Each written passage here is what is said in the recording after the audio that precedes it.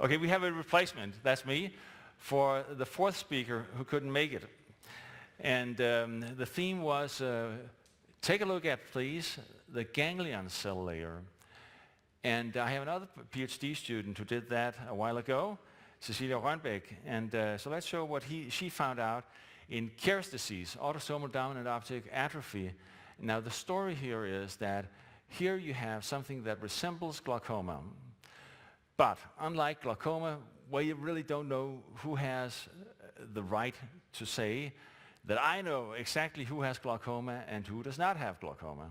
Here, you can go to the geneticists and ask them to genotype pedigrees, families, where you know there is autosomal dominant optic atrophy, and then the geneticist's answer will be the golden rule of who is affected, who should be found by an alternative test, and who should be declared normal.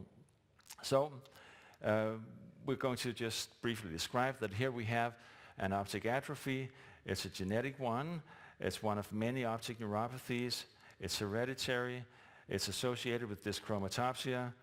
And the optic nerve head very often has a characteristic with a pale temporal side that suggests the diagnosis, but not always. And the patients are usually with a very good visual function, although they have central scotomata which look like they are paracentral because the patients have paracentral fixation.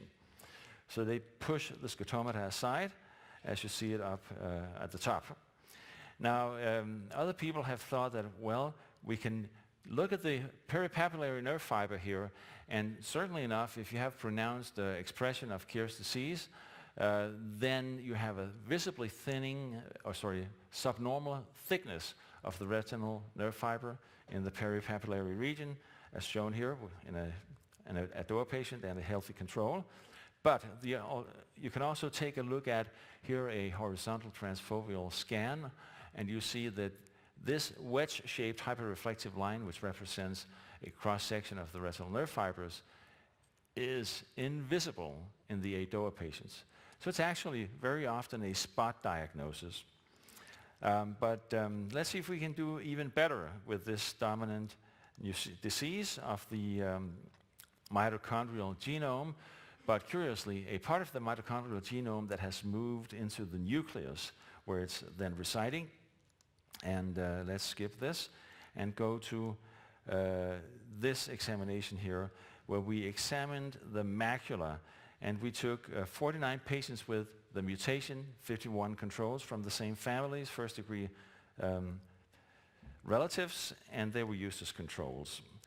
And here is their visual acuity in relation to age. Here is that of the controls. Obviously, there is a difference, but also a bit of overlapping. And obviously, reduced visual acuity is not enough to suggest that someone has an optic neuropathy. Now, so let's look at the ganglion cell layer around the fovea instead of the optic nerve fiber layer around the disc, because that nerve fiber layer is contaminated by vessels, whereas there are no large vessels in the in the perifoveal region. And we'll be looking at maps recorded of the thickness of the ganglion cell layer and the interplexiform layer selectively around the optic nerve head.